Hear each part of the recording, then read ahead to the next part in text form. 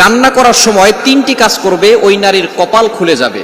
আল্লাহ পাক রব্বুল আলামিন ওই নারীকে সম্পদশালী বানিয়ে দিবেন। আল্লাহ পাক রব্বুল আলামিন ওই নারীর ঘরে বরকত নাজিল করবেন। ওই নারীর ঘরে আল্লাহ পাক রব্বুল আলামিন রহমত নাজিল করবেন। অনেক মা বোনেরা এখন কিন্তু সংসারের ভিতরে সুখ চান, শান্তি চান, ঘরের ভিতরে রহমত চান, বরকত চান। বিশেষ করে যে সমস্ত নারীরা সংসারে বরকত চান তারা কিন্তু অবশ্যই এই তিনটি কাজ করবেন। দেখবেন আপনার ঘরের ভিতরে শান্তি আসবে এবং আপনার রান্না সুস্বাদু হবে এবং আপনার রান্না যারা খাবে তারাই আপনার প্রশংসা করবে। আমরা অনেকেই কিন্তু নিজের প্রশংসা শুনতে চাই এবং অনেকেই আমরা ঘরের ভিতরে বরকত চাই, রহমত চাই। এজন্য আমরা এই তিনটি কাজ করব। নাম্বার 1, 1 নাম্বার হচ্ছে আপনি যখনই রান্নাঘরে প্রবেশ করবেন তখন আপনি সালাম দিবেন। মনে রাখবেন রান্নাঘরে কিন্তু চুলা আছে।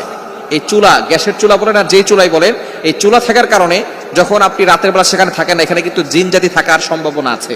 এই জন্য যখনই আপনি রান্নাঘরে ঢুকবেন তখনই সর্বপ্রথম 1 নাম্বার কাজ করবেন, সালাম দিবেন, আসসালামু আলাইকুম ওয়া রাহমাতুল্লাহ। কেউ থাকুক আর না থাকুক, ঘরে যখনই প্রবেশ করবেন, যদি ঘরে কেউ নাও থাকে তারপরে সালাম দিবেন, কারণ ঘরের ভিতরে অনেক সময় শয়তান থাকে।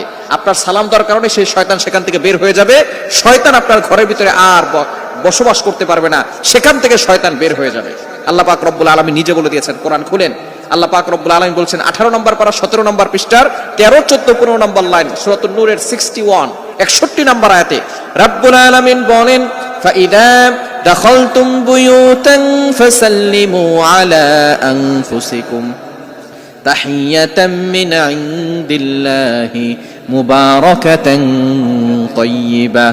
যেই ঘরে ঢোকার সময় কোনো ব্যক্তি যদি সালাম দেয়, আল্লাহ পাক রব্বুল আলামিন ওই ঘরের ভিতরে বরকত নাজিল করেন। আল্লাহ পাক রব্বুল আলামিন পবিত্র রিজিক সেখানে দান করেন। এজন্য 1 নম্বরে নারীরা, মা বোনরা যারা রান্নাঘরে যাবেন সর্বপ্রথম সালাম দেওয়ার দরকার আছে না নাই?